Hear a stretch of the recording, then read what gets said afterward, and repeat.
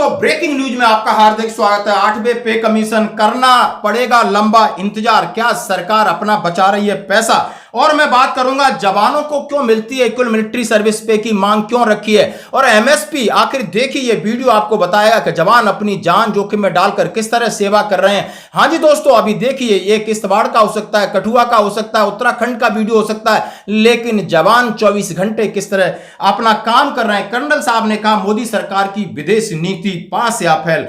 कठुआ किश्तवाड़ में जवान भगवान बनकर लोगों की सेवा कर रहे हैं। 2 सीआईएसएफ के जवान लापता और शहीद हुए थे। अग्निवीरों की बल्ले बल्ले आखिर क्यों है बल्ले बल्ले, और फौजी का चीन और पाक को सीधा संदेश के सीना चीर देंगे। बिल्कुल हाँ, 15 अगस्त पर पूर्व सैनिकों का स्पेशल ड्रिल, और वहां पर मैं बात करूंगा हिमाचल प्रदेश के कैप्टन बालकृष्ण शर्मा का सैल्यूट, और नए उपराष्ट्रपति की खोज जल्दी होगी जारी, एनडीए ने उतारा अपना प्रत्याशी। तो दोस्तों आइए खबरें करते विस्तार से। जैसा कि 8वें पे कमीशन बहुत खबर है, जैसे आपके सामने सबसे पहले जितने आपके न्यूज चैनल हैं, प्रिंट मीडिया क्या कह रही, news 18 8th pay commission, why government may have to wait till 2028। Zee news कह रहा है 8th pay commission delay, government staff may have to wait until 2028। Times Now 8th pay commission stuck, why government staff may will 2028।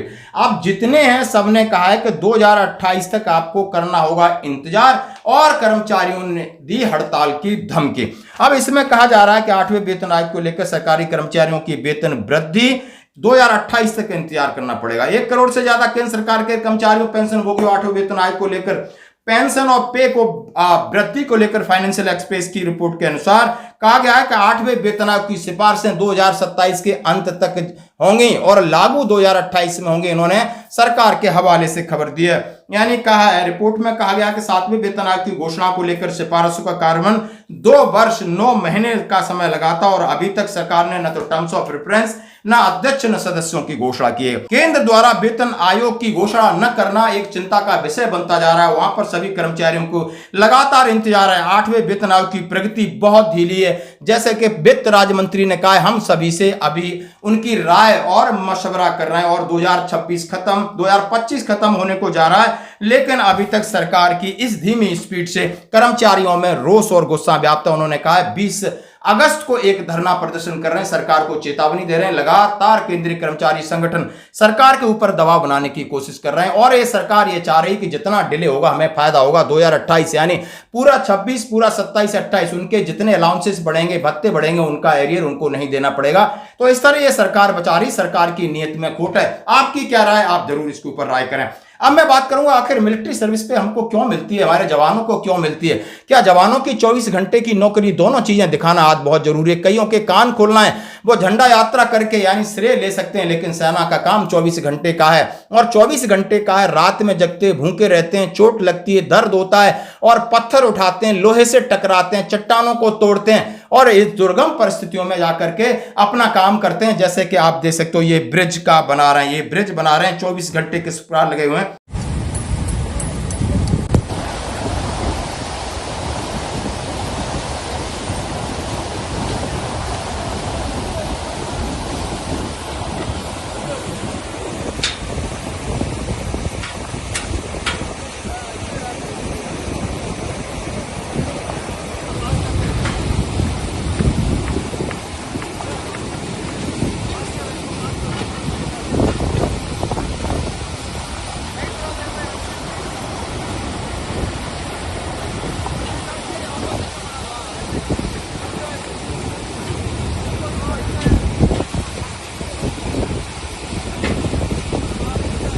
ये आपका चिस्तोई village का जो नाला के ऊपर ब्रिज बनाया रात के अंदर, ताकि वहां पर आवागमन चालू हो सके, रेस्क्यू, रिलीफ, खाना पीना, मेडिकल चिकित्सा लोगों तक पहुंचे।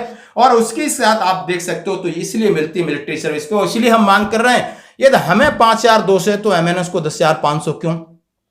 कभी कोई इस तरह की वीडियो आपने देखा? कभी कोई इस तरीके से जमीन पे आया? जब जमीन पर काम करने वालों को, जमीन पर मरने वालों को, जमीन पर उलझने वालों को एमएसपी मिलती है, तो सबसे पहले एमएसपी का हकदार ये जवान है, सिर्फ जवान। अब मैं बात करूंगा कठुआ के अंदर दोस्तों, एक बड़ी आपने देखा होगा हादसा, कठुआ में आई आसमानी आफत, मलबे में जिंदगियां तलाशने उतरी है सेना। हेलीकॉप्टर भी किए गए हैं तैनात, जैसा कि आप देख सकते हो वीडियो, जहां पर कठुआ के अंदर 150 जवान वहां पर पहुंचे, सर्च अभियान लगाया, वायुसेना ने हेलीकॉप्टर उतारे। बादल फटने से कठुआ में तबाही मची और वहां पर सेना की टुकड़ी पहुंची और खरोट गांव में तबाही, वहां पर आप देख सकते हो वहां के मंत्री सेना को बधाइयां दे रहे। सेना लगातार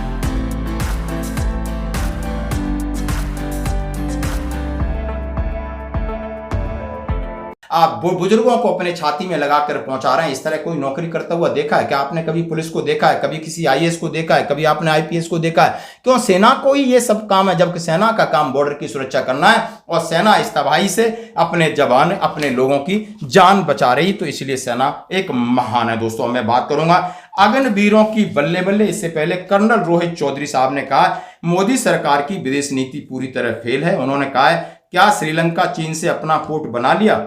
बांग्लादेश जिसको हमने आजाद करा आज हमें आंखें दिखा रहा है। नेपाल हमारा नैसर्गिक साथी था, दूरी बना ली है। सबसे बड़ी बात है कि मोदी सरकार की विदेश नीति आपने देखा होगा। और उन्होंने ऊपर से कहा पीएमओ ने कमजोर अग्निवीर योजना हमारी सेना पर थोपी है। जैसे कर्नल रोहित चौधरी साहब जो कांग्रेस के एक नेता भी हैं, उन्होंने विदेश नीति के बारे में सवाल पूछा है, तो आपकी क्या राय है?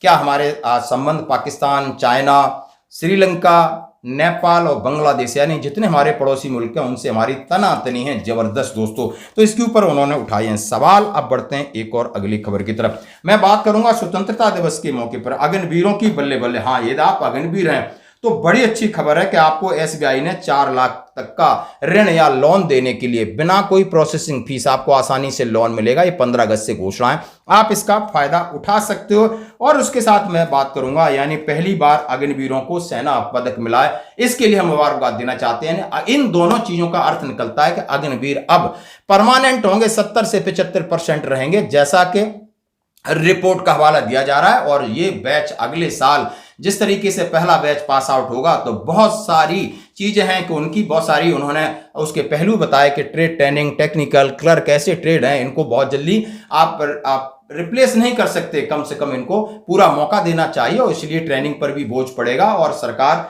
पूरी तरीके से सहमत है, बस घोषणा बाकी है दोस्तों। अब बात करूंगा नए उपराष्ट्रपति की खोज। हाँ जी दोस्तों, जैसा हम सभी जानते हैं ओपी धनखड़ साहब ने एक झटके में इस्तीफा दिया। उन्होंने कहा यदि मैं उपराष्ट्रपति की पद की गरिमा नहीं बचा सकता तो इस पर बैठने की मुझे जरूरत नहीं है। और उन्होंने अपना जाट वाला रुख दिखाया था। अब सरकार दोबारा किसी को उप मुख्यमंत्री बना सकती है। एनडीए सरकार ने अपने कैंडिडेट सीपी राधाकृष्णन को खड़ा किया, जो कि 68 साल के हैं, आरएसएस के बड़े नेता हैं, राज्यपाल झारखंड महाराष्ट्र में रहे और उन्होंने कहा जो भी राजनीतिक कैरियर रहा। तो दोस्तों ये थी खबरें। और मैं बात करूंगा एक्सर्विसमैन की 15 अगस्त को शानदार ड्रिल, ये आपने जरूर देखना है।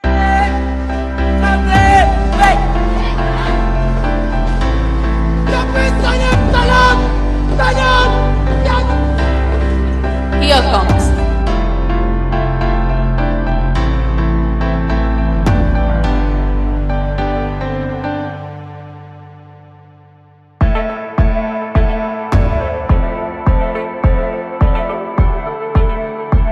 यानी एक्सर्विसमैन कहते हैं कभी हम एक्स नहीं होते। आज जज्बा देखिए, परेड देखिए, आप उनका सलामी देखिए, उनका दहने टर्न देखिए, उनका सैल्यूट देखिए, उनकी मार्चिंग देखिए, जबरदस्त हो। इसी के साथ हिमाचल प्रदेश में कैप्टन बालक राम शर्मा साहब ने अपने डेलीगेशन के साथ यानी झंडा बंदन किया और वहां पर कहा है कि हमेशा सैनिकों का सर झंडे की तरफ रहता है और देश के प्रति हम डेडिकेटेड हैं, उसके लिए जो भी हमें जिम्मेदारी दी जाएगी हम करेंगे और अंत तक हम सैनिक हैं, सैनिक बने रहेंगे। तो दोस्तों ये थी आज की खबरें। और फौजी का चीन पाक को एक गाने के साथ संदेश है। उन्होंने कहा यदि आप हमारी जमीन लेना चाहते हो तो एक एक टुकड़े के लिए तरसा दूंगा, हम आपकी छाती चीर के रख देंगे। इस फौजी ने सीधा धमकी दी है। आप देख सकते हो। ये थी आज की खबरें, बनी रही हमारे साथ।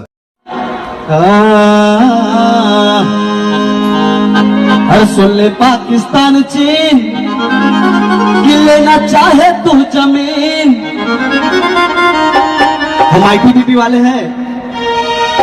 हर सुन ले पाकिस्तान चीन लेना चाहे तू जमीन, तो तेरे नक्शे की बदल हम तस्वीर देंगे। मजा आ रहा है? मजा आएगा तो ताली। अरे सुन ले पाकिस्तान चीन लेना चाहे तू जमीन, तो तेरे नक्शे की बदल हम तस्वीर देंगे। तो तेरे बाप का नहीं है कश्मीर, देखेगा सीधा चीर देंगे। तो मेरे बाप का नहीं है कश्मीर, देखेगा सीधा चीर देंगे। सुन ले पाकिस्तान चीन